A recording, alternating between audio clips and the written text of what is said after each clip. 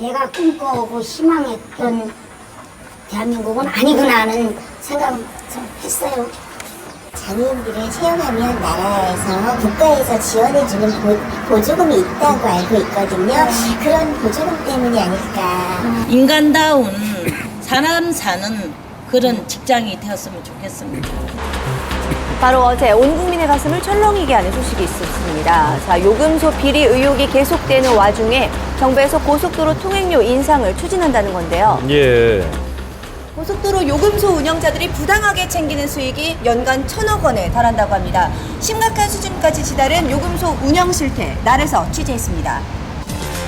도로공사에서 외주로 운영되는 요금소는 총 335곳, 그중에 260곳을 도로공사 퇴직자들이 운영하고 있습니다.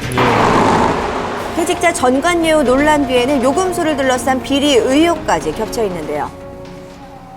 그 피해를 고스란히 받고 있다는 안전 순찰 업체 직원을 만나볼 수 있었습니다. 도로공사에서는 매년 34만 원, 37만 원, 40만 원 이렇게 인상까지 해주면서 외주업체 사장님들한테 다 지급을 해주세요. 그런데 실질적으로 저희는 그런 것들을 받아보기가 굉장히 힘든 거죠. 이 외투 하나를 3년 만에 받은 옷이니까. 네, 올해 지급된 40여만 원은 필요한 작업복과 안전용품을 모두 사고도 충분히 남을 금액이었습니다. 예. 대부분의 순찰원들이 16명 정도가 근무를 해요. 그러면 16명에서 100만 원씩 1,600만 원이에요. 옷값만 1,600만 원 받아서 이게 부가세까지 88,000원이더라고요. 이 내피까지. 네. 저희는 3년 동안 이거 받는 거예요. 보자. 네, 1,600만 원 받아서 네, 저희는 이 88,000원짜리 이거. 나머지는 어떻게 되는 거예요? 그렇죠. 자, 야간 근무를 해야 하는 이들에게 반사지가 떨어진 안전복은 목숨을 위협하는 옷으로 전락했는데요. 사여금이나 뭐 수당 그런 기본급 이런 부분만 저희한테 실질적으로 돌아오고 나머지 뭐 복리후생이라든가 아니면 뭐 건강검진비, 피복비 이런 것들이 전부 다 사장님한테 호주머니로 다 들어가는 거죠. 네, 요금소 비리 의혹은 여기서 그치지 않았습니다. 제작진이 만난 여성은 입사할 때 황당한 일을 겪었다는데요.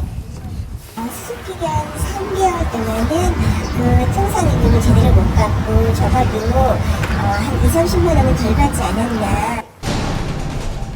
네, 자, 실제 업무 지침서를 살펴봐도 신입 직원을 대하는 한국도로공사와 이 영업소 측의 입장이 크게 달랐습니다. 예. 도로공사 측에서는 수습기간은 없는 걸로 알고 있는데요. 여기 자체적으로 저희 사무실에서는 수습기간을 3개월로 정해주더라고요. 네, 어떻게 된 일인지 사무장의 얘기를 들어봤습니다. 수습을 하면 수습에서 타 직원들을 많이 도움을 주고 도움을 받고 좀 약간 피해를 주거든요. 그래가지고 다른 건 없고 10년 일한 사람이랑 들어오자마자 딱 똑같으면은 약간 조금 자괴감이 생길까봐. 어떤 식으로 쓰고 계시는지를 좀 말씀을 해주시는 게 좋을 것 같은데. 마음대로 음료 빼먹으라고 자판기 한 달에 보통 한 15만 원 정도 들어가거든요. 한 달에 한 번씩 그 삼겹살 파티를 그 금요일날 기분 좋으라고 항상 지원을 해주시고 뭐 그에 열가지 않는 그런 게 보이지 않는 그런 게 그게 결국 직원 급여잖아요, 그게. 돈을 주셨겠고 나머지는 솔직히 전혀 모르겠습니다.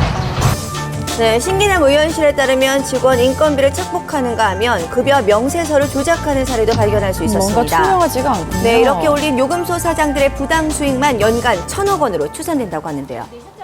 자, 그런데 요금소 문제는 돈뿐만이 아닙니다. 언어폭력 같은 경우에도 그렇고 정말 언어폭력은 정말 어떻게 말할 수 없어요. 네, 요금소 사장은 장애인인 여성에게 전생에 죄를 지어 장애인으로 태어난 거라는 등 온갖 언어적인 모욕을 줬다고 했습니다. 초은이가 없네요, 정말. 자, 문제의 사장을 만나봤는데요.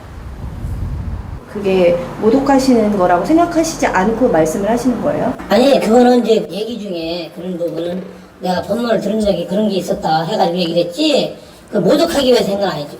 우리는 하나의 그냥 자기 돈벌이 수단이고 자기가 우리를 먹여 살리는 것처럼 막 얘기를 하셨을 때는 진짜 가슴이 무너지죠. 알면서도 사실상 전에 먼저 퇴직한 선배 직원들 아니에요? 그러니 엄정히 대처하지 못하는 거 이런 면이 있겠죠. 권리 감독의 사각지대에 놓인 고속도로 요금소, 자, 시급한 대책 마련이 필요합니다. 그러네요. 자, 유경미 아나운서는 이제 고속도로 요금소가 이게 외부에서 운영하는지는 아셨습니까? 저는 처음 알았어요. 예, 예. 뭐 일반인들이 알기 힘든 얘기예요. 사실 또 뭐 최근에는 아까 나왔습니다만은 고속도로 통행료를 대폭 인상하겠다 이런 얘기도 나오지 않습니까? 네, 그런데 이런 상황이면 과연 이게 누구를 위한 요금 인상인가 이런 생각이 드네요. 그렇습니다. 자, 도로공사가 빚지고 있는 금액만요, 지금 26조 원에 달하고 있다고 합니다. 예. 자, 일단 부채를 줄이기 위해서 고속도로 통행료를 인상하겠다라는 이야기가 나오고 있는 상황인데요. 예. 사실 방법이라는 게 이렇게 국민에게 부담을 떠넘기는 방법.